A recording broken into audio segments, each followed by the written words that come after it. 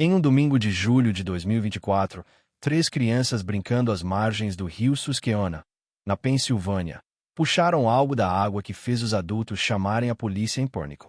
Depois a polícia chamar o FBI. Depois o FBI chamar antropólogos forenses. E depois esses antropólogos descobrirem algo tão perturbador que reescreveu 150 anos da história daquela região. O que começou como três crianças curiosas puxando uma corrente enferrujada se transformou na descoberta de um dos segredos mais sombrios da América. Uma verdade tão aterradora que foi literalmente enterrada debaixo d'água, esperando que ninguém jamais a encontrasse. Mas a água, como sempre, guarda seus segredos apenas temporariamente. E o que ela revelou vai fazer você questionar tudo o que pensa que sabe sobre a história da sua própria cidade. Porque se isso aconteceu aqui, onde mais aconteceu? E quantos outros rios ainda escondem verdades que preferíamos nunca descobrir? Prepare-se. Esta história vai te aterrorizar. E vai te fazer olhar diferente para cada rio, cada lago, cada corpo d'água que você passar. Era 14 de julho de 2024, um domingo abafado no interior da Pensilvânia. Emma Shane, 11 anos, seu irmão Lucas, 9, e a prima deles, Sofia Martins, 12, estavam fazendo o que crianças fazem no verão, brincando na margem do rio Susquehanna, próximo à pequena cidade de Marietta. O rio estava mais baixo que o normal. Uma seca prolongada havia reduzido o nível da água em quase 2 metros. Bancos de areia e pedras que geralmente ficavam submersos agora estavam expostos, criando pequenas praias temporárias onde as crianças construíam castelos e procuravam tesouros. Foi Sofia quem viu primeiro. Um brilho metálico na lama, cerca de 3 metros da margem atual, onde a água costumava cobrir. Olha, uma corrente. As três crianças correram. No começo, pensaram que poderia ser uma corrente de bicicleta, ou talvez equipamento de pesca antigo. Mas quando Lucas começou a puxar, percebeu que era mais pesada.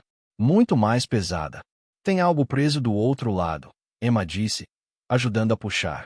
A corrente tinha quase 4 centímetros de espessura, cada elo do tamanho de uma mão infantil. Estava coberta de ferrugem marrom alaranjada, limo verde e décadas de sedimento. Mas era sólida. Forte. O tipo de corrente usada para prender... O quê? Um barco. Uma âncora. As crianças puxaram juntas. 5 metros de corrente. 10 metros. Queens. E então, da lama e areia, algo começou a emergir. No primeiro momento, parecia um tronco de árvore fossilizado, escuro, irregular, coberto de detritos. Mas quando Sofia tocou, sentiu uma textura diferente. Não era madeira. Lucas, ela disse, voz estranha. Vai chamar sua mãe. Porque Sofia, mesmo aos 12 anos, reconheceu o que era. Era um osso. Um osso grande. Um osso humano. E estava acorrentado. A mãe de Lucas e Emma, Catherine Shane, inicialmente pensou que as crianças estavam exagerando. Provavelmente era um osso de animal. Veado. Talvez uma vaca. O rio passava por áreas rurais. Animais morriam. Ossos eram comuns. Mas quando ela viu, seu coração congelou. Era uma pelvis humana. Inconfundível. Ainda parcialmente presa a segmentos de uma coluna vertebral. E a corrente estava soldada, não apenas presa, a um anel de ferro que envolvia o que claramente eram restos de um tornozelo. Catherine ligou para o 911 imediatamente. A polícia local de Marietta chegou em 20 minutos. O oficial veterano Tom Hendricks, com 30 anos de serviço, examinou os restos. Sua expressão ficou sombria. Precisamos isolar a área. Agora. Em 2 horas, a margem do rio estava cercada com fita policial. Antropólogos forenses da Universidade Estadual da Pensilvânia foram chamados.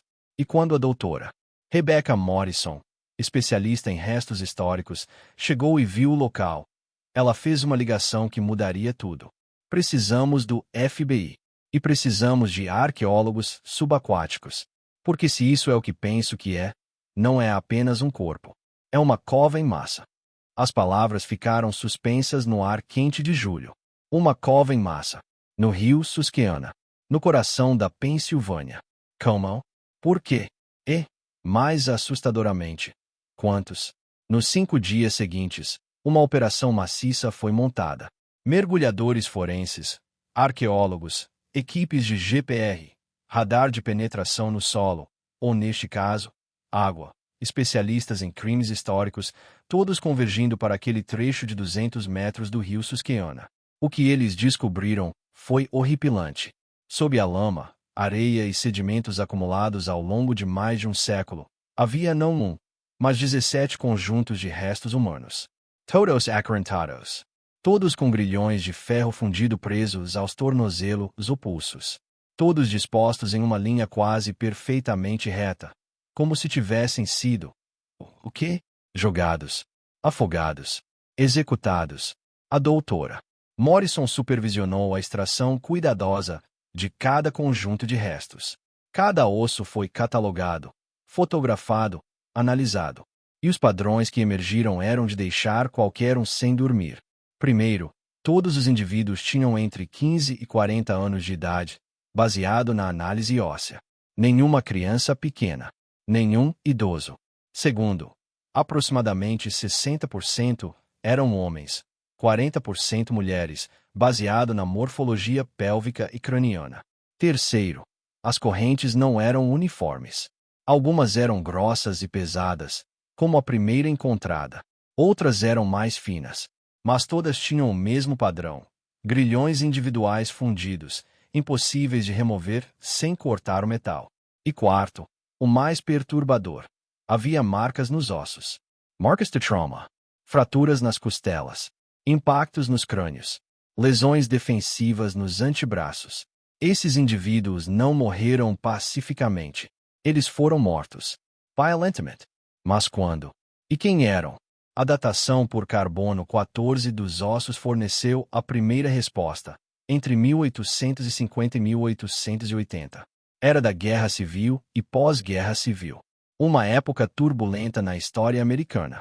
Mas isso não explicava por que 17 pessoas foram acorrentadas e jogadas em um rio. Na Pensilvânia, um estado do norte. Um estado que havia lutado pela União contra a escravidão. A resposta estava nos próprios ossos. E era pior do que qualquer um imaginou. Amostras de DNA foram extraídas dos ossos, um processo delicado com material tão antigo e degradado. Mas técnicas modernas de sequenciamento conseguiram recuperar dados genéticos suficientes para uma análise preliminar. Os resultados, entregues em setembro de 2024, foram chocantes. Dos 17 indivíduos, 15 mostraram ascendência predominantemente africana. 2 tinham ascendência mista europeia-africana. E de repente, a terrível verdade começou a se formar. Essas não eram vítimas aleatórias. Eram pessoas escravizadas. Ou ex-escravizadas. Em uma época e lugar onde isso não deveria acontecer. Mas a história, como sempre, é mais complexa e mais sombria do que nos ensinam. A Pensilvânia aboliu gradualmente a escravidão entre 1780 e 1847. Em 1850, tecnicamente, não havia mais escravos legais no estado. Mas havia algo mais insidioso: a Lei do Escravo Fugitivo. Aprovada pelo Congresso dos Estados Unidos em 1850, esta lei federal permitia que proprietários de escravos do Sul, ou seus agentes, viessem ao norte e recapturassem pessoas escravizadas que haviam fugido. E exigia que autoridades e cidadãos do norte cooperassem, sob pena de multas e prisão. De repente, cidades livres como Marietta se tornaram campos de caça. O historiador Dr. James Whitfield, especialista em história afro-americana da Pensilvânia, explicou: o que a maioria das pessoas não entende é que a lei do escravo fugitivo transformou o norte em território hostil para qualquer pessoa negra, livre ou não. Caçadores de escravos operavam impunemente. E muitos brancos do norte, por medo legal, racismo ou ganância financeira, havia recompensas generosas, cooperavam. Mas isso não explicava por que essas pessoas foram mortas e jogadas no rio. A resposta estava em documentos históricos que pesquisadores começaram a desenterrar nos arquivos da cidade de Marietta e condados vizinhos. documentos que haviam sido perdidos ou extraviados por mais de um século. E o que eles revelaram foi uma conspiração de silêncio que durou 150 anos. Marietta, em meados de 1800, era uma cidade dividida. Oficialmente, era abolicionista. Muitos residentes apoiavam a causa da liberdade. Mas havia uma facção poderosa, composta principalmente de comerciantes com laços econômicos ao sul, que via a lei do escravo fugitivo como uma oportunidade de lucro. Pesquisadores descobriram registros de uma organização semi-secreta chamada Sociedade de Preservação da Ordem, um nome neutro para o que era, essencialmente, uma gangue de caçadores de escravos sancionada. Liderada por um comerciante local chamado Silas Brennan, a sociedade operava sob a fachada de manter a lei federal. Mas registros financeiros recuperados revelam algo mais sinistro. Eles não apenas capturavam fugitivos. Eles sequestravam pessoas negras livres, falsificavam papéis e os vendiam de volta ao sul como escravos recapturados. Era um negócio lucrativo, extremamente lucrativo. Mas havia um problema: testemunhas. Algumas pessoas, tanto brancas quanto negras, começaram a denunciar, começaram a testemunhar em tribunais, começaram a ameaçar, expor a operação. E essas pessoas precisavam ser silenciadas. Um diário descoberto na Sociedade Histórica de Lancaster, escrito por um reverendo abolicionista chamado Josiah Crawford, documenta seus suspiros sobre desaparecimentos inexplicáveis de 1856 a 1857. Crawford escreveu: 3 homens livres, com papéis legítimos provando sua liberdade, desapareceram na última semana. Suas famílias me procuram, desesperadas. Dizem que foram vistos pela última vez perto dos armazéns de Brennan. A polícia se recusa a investigar. Tenho medo que algo muito mais terrível que escravidão esteja acontecendo aqui. Tenho medo que estejamos matando aqueles que ousam desafiar este sistema diabólico. Josiah Crawford estava certo. E ele também desapareceu. Em agosto de 1857. Seu corpo nunca foi encontrado. Até agora. Porque a análise de DNA de um dos 17 conjuntos de restos, o único com ascendência puramente europeia, foi cruzado com amostra de descendentes vivos da família Crawford. Match positivo.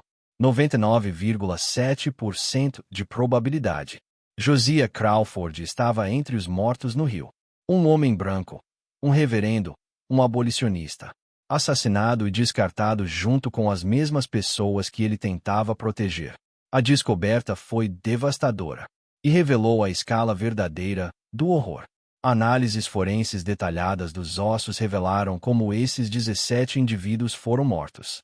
As fraturas nos crânios e costelas eram consistentes com espancamento severo, provavelmente com objetos pesados e contundentes como martelos ou barras de ferro.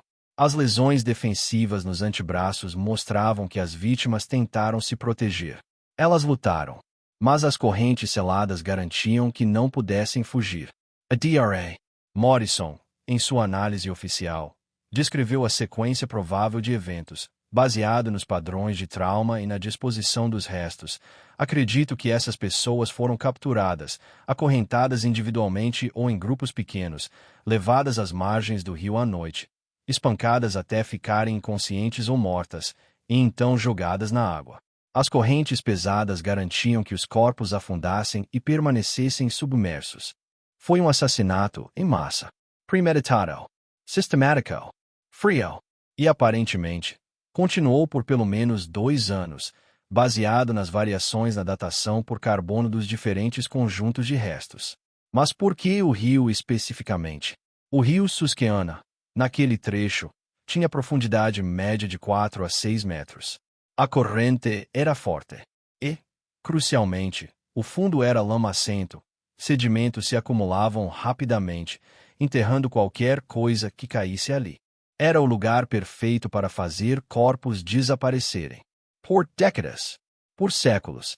E teria funcionado, se não fosse a seca de 2024 reduzir o nível da água a um mínimo histórico.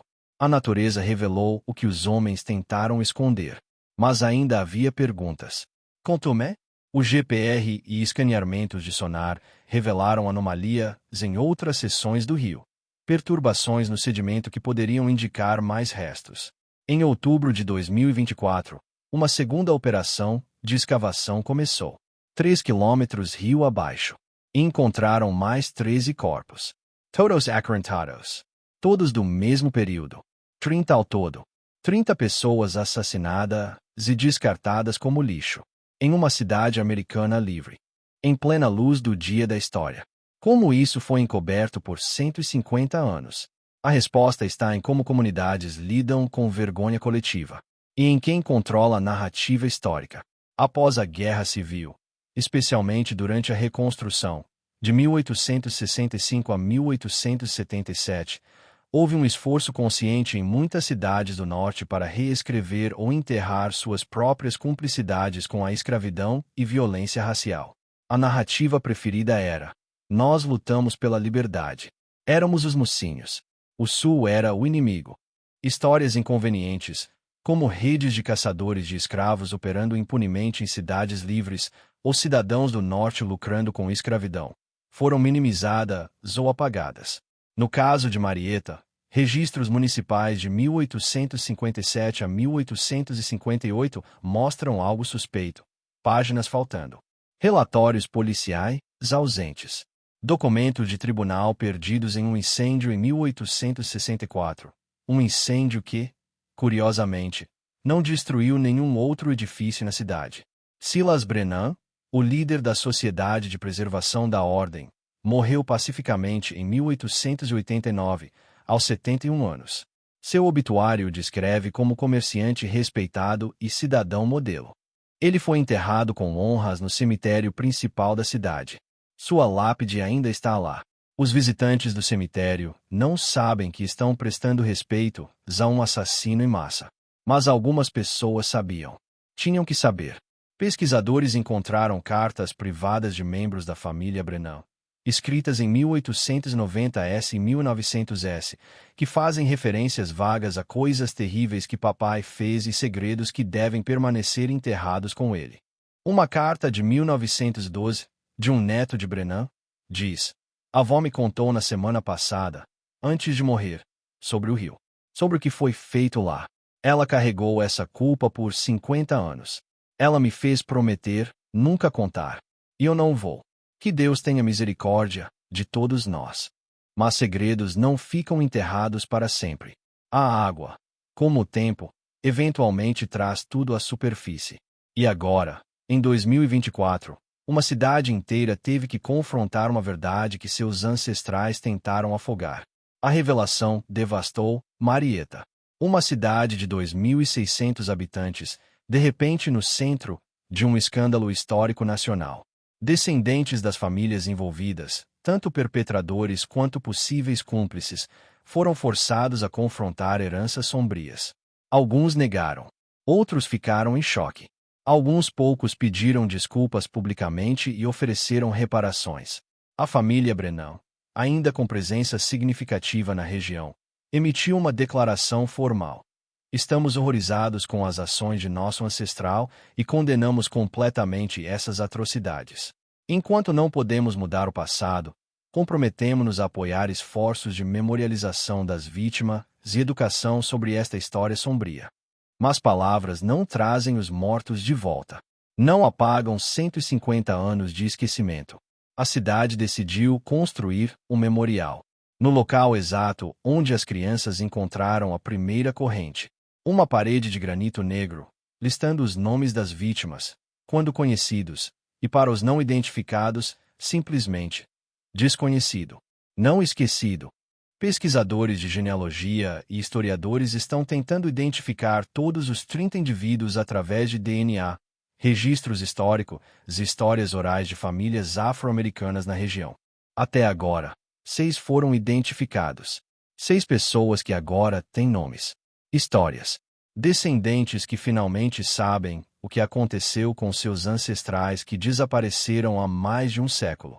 Uma dessas descendentes, Patricia Washington, 68 anos, soube que seu tataravô, Isaiah Washington, um homem livre que trabalhava como ferreiro, estava entre os mortos. Minha família sempre soube que ele desapareceu em 1857, ela disse em uma entrevista emocional. História passada de geração para geração. Que ele foi ver sobre um trabalho e nunca voltou. Minha tataravó procurou por ele até o dia que morreu. Ela nunca soube o que aconteceu. Agora, finalmente sabemos. Não traz ele de volta. Mas pelo menos podemos enterrá-lo adequadamente. Podemos dar a ele o respeito que foi negado há 167 anos.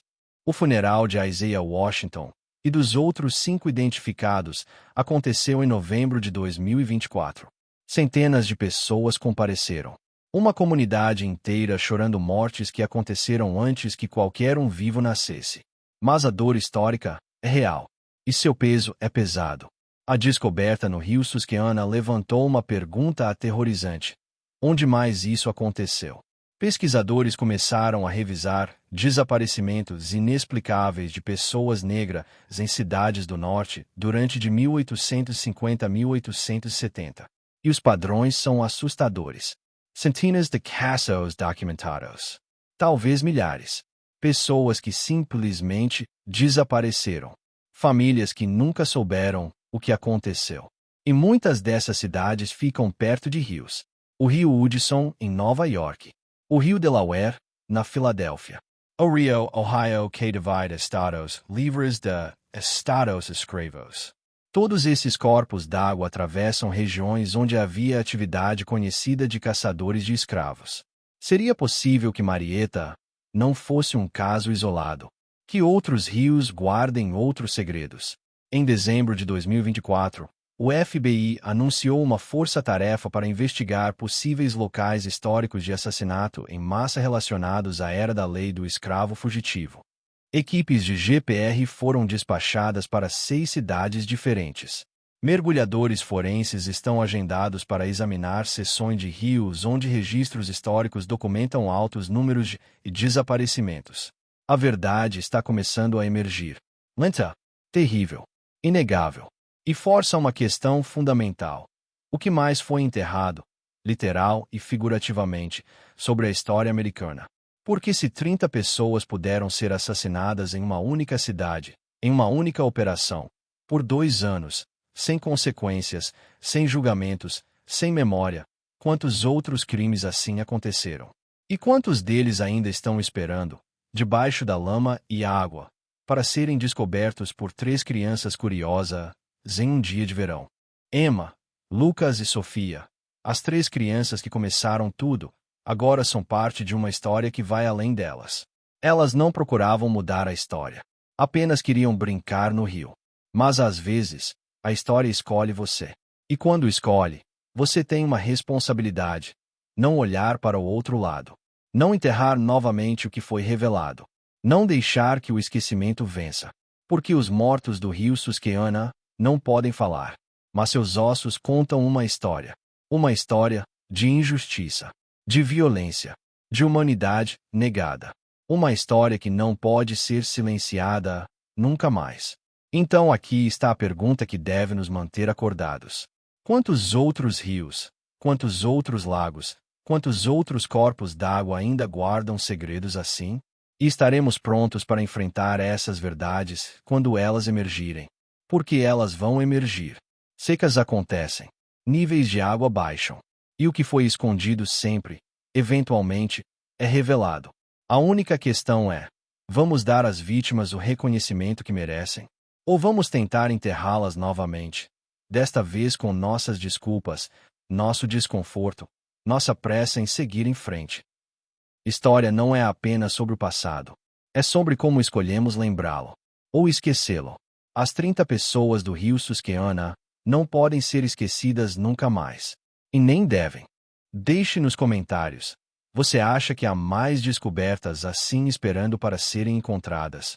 Que outras verdades históricas foram enterradas que ainda não descobrimos? Se você quer continuar explorando histórias verdadeiras que reescrevem nossa compreensão da história, inscreva-se no canal e ative as notificações. Porque a próxima descoberta pode ser ainda mais chocante. E a verdade, não importa quanto tempo fique escondida, sempre encontra um caminho para a luz.